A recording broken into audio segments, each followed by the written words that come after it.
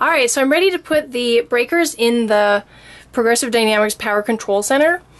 And they just they have this little hook on the end, which goes over that bar. And then they just kind of pop into place. And I found that, I was told that the, was it Bryant and Square D Homeline were the best model to get to put in here. But I did find that the Siemens brand fit a little bit better. They look almost the same, but I mean, just some way that they're done, like up here or something. The Siemens fit better for the Progressive Dynamics box. Anyway, and then you just know which ones to do in which order by following along on the diagram. So there's the 50, then the 1520, 1520, and then you just keep putting them in. And once you get all of your breakers in, you can continue on. These circles here are where your incoming power cables are going to go. And because this plastic is kind of thin and sharp, you want to get some clamp connectors to protect your cables coming in. You could also put plastic grommets in instead, and then all of these are where the Romexes are going to come through. So when I got my Xantrex inverter installed, I had like all sorts of data cables like this, and the guy that installed it, he just left it like hanging outside because he couldn't put it through the raceway on the wall. So what we did is we took a Romex cable and stripped off everything to just get some really rigid wiring, and we're going to pull this cable up with this wire. So to do that, we'll make like a little hook on the rigid one and then hook that with the one that's getting pulled up. And now I'll just tape all this so it's kind of one.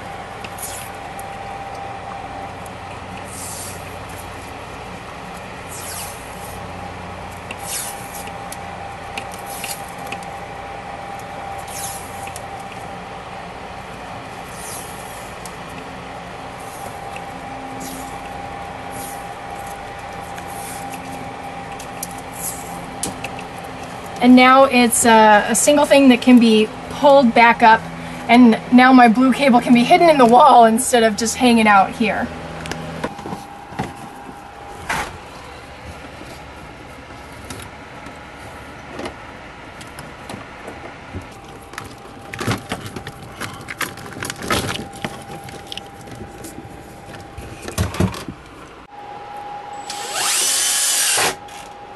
Then you'll want to screw in all of the mounts onto your board before you connect any wires.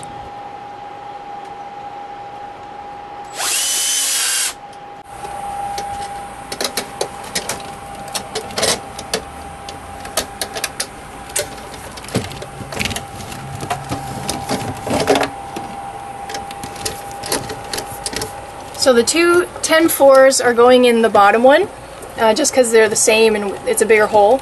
And then the 6-3 is going in the top hole. And they're coming through the front of the power control center.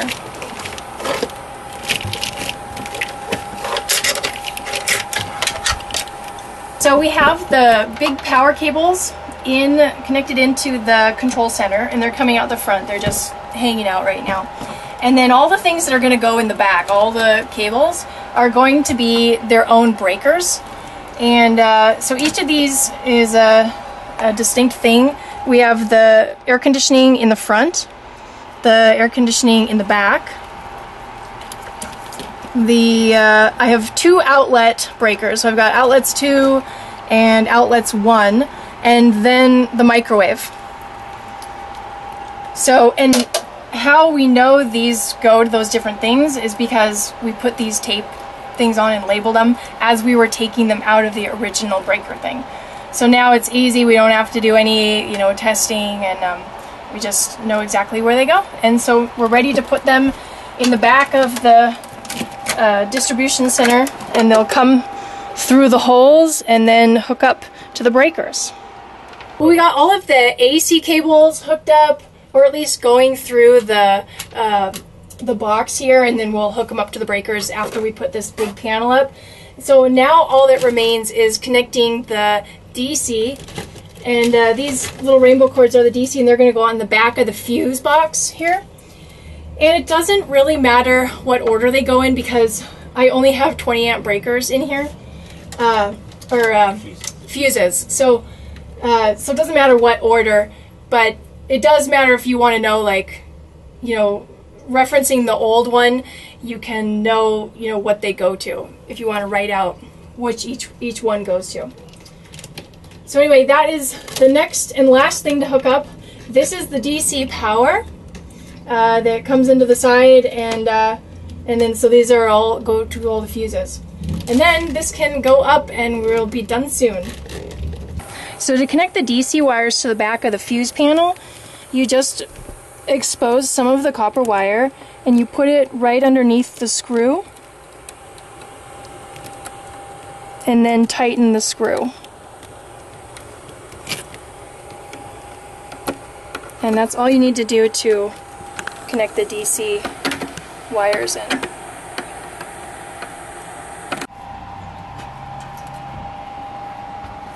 So now that we have, this comes from the big 6'3" power cable that came in, and we stripped off the casing. And so with AC, you have black and red, and that doesn't correlate to positive and negative. It just means like black and red. And so on the first one you put black, and second one you put red. But that's only for the ones that are connected like this. Since these are not connected, you'd put black, black, black, black, and then with these being connected, you do black and red. So that's where the black and red is going to go up here, black and red, and then the white cable from it goes down to the neutral bus bar that comes pre-installed in the power control center.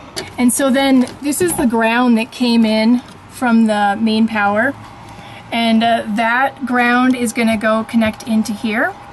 And in this big 6'3", it was 6'3" with ground. You got to make sure it has the ground. And this will also connect into here, and in doing so that makes it connect to the bigger ground. You'll see in the video I actually pointed to the front silver bar, and there's two of those, and then there's a longer one in the back.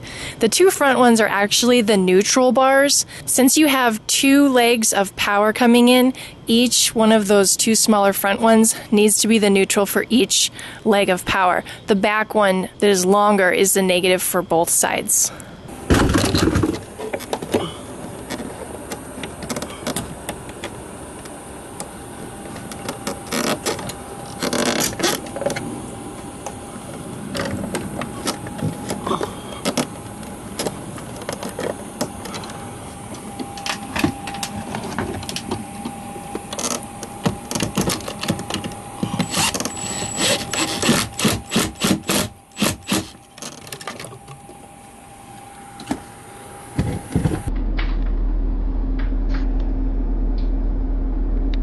So I got my new 30 amp breaker, and I'm ready to put that in.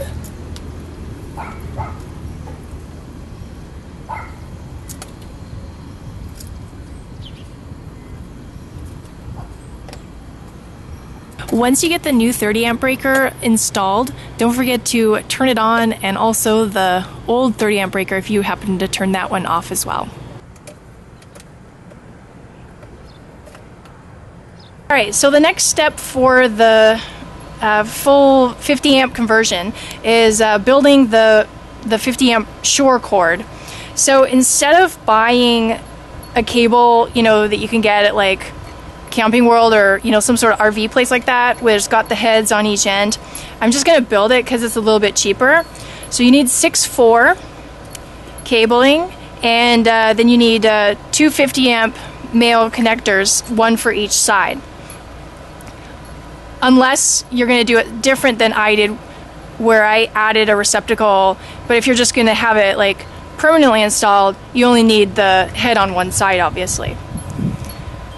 So anyway, I'm going to first strip it down so that I can get all these wires up here to these connectors.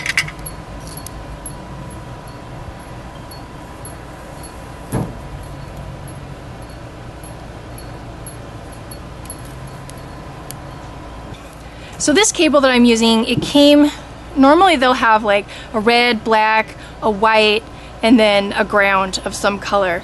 And this one, it's two hot ones that should be, or not should, but usually are red and black. They were just both black, and the neutral is slightly gray. So it's hard to see it probably in the video, but there's a little difference. So the gray one is the neutral, and the green one is the ground, and then the black and red, or originally two blacks, are going to be hot. Well, to put these on each end, you have to know which one comes from each side, right? Because I can't have a red one here and then a black one connected on this same one on the other end. So to figure out which cable comes out the other side and it's the same, is you can use an ohm meter. So you set it to ohms, and then you touch one side, and then if you touch the correct one, it'll go to about 0. And if you touch one that's not connected, nothing really happens. So you know when you've touched the same one, you actually get a reading of roughly 0. So that's how I know that these two are going to be, I'll just call them the reds. So I can put them in the same exact spot on each end in the plug.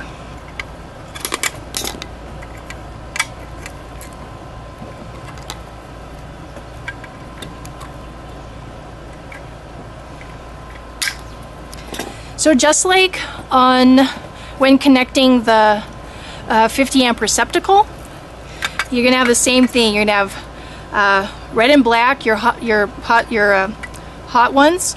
Then you've got the neutral down here, which is the gray, and then your green grounding up top. So it's the same setup as you see elsewhere.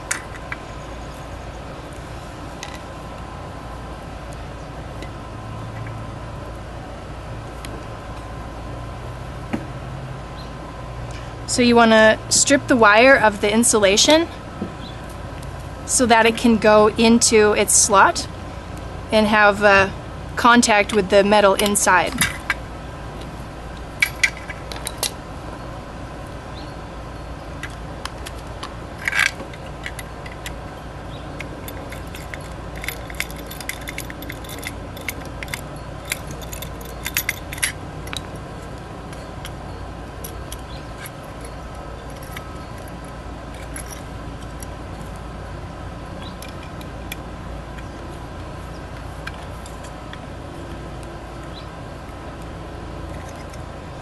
You can kind of see it's already got like a little bit of a bump in the metal for where you can run the conductor. And now I just do that for all of the others.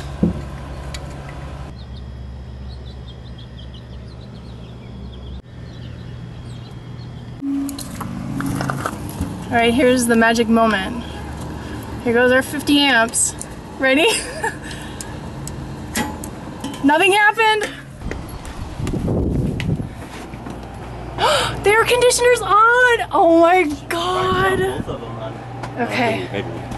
So, I just want to put this cover on. Holy cow. Gotta knock all these out. Oh yeah. So it's all working. I've got both air conditioners on, so it's kind of a sign that, you know, it works. And there's no sparking or popping or anything like that. So, pretty awesome. Now it's just time to put the whole RV back together. Well, thank you so much for watching. If you have any uncertainties or doubts about your abilities to convert your 30 amp system to a 50 amp dual phase, definitely reach out and hire a professional, get somebody in the know to help you out, because it can be dangerous, you know, if you're hooking up wires and you're hooking the wrong things to different stuff. So, you know, if you're not certain, definitely hire a professional. Otherwise, please reach out on my blog and my forum on my website, pippinings.com. If you have any questions, you can get a lot of answers there. You can also just do some general reading and inquiries on the RV Living forum. Again, if you're going to be doing the 30 to 50 amp conversion by yourself and you want to get those diagrams, or at least watch these videos again and reference the diagrams, you can get those on my blog at my website, pippenings.com, or get the direct link in the description of this video. Also, while you're on my website, you can get your Keep It Simple bumper sticker. So once again, that's pippenings.com. Thank you so much for watching, and keep it simple and keep following your highest excitement.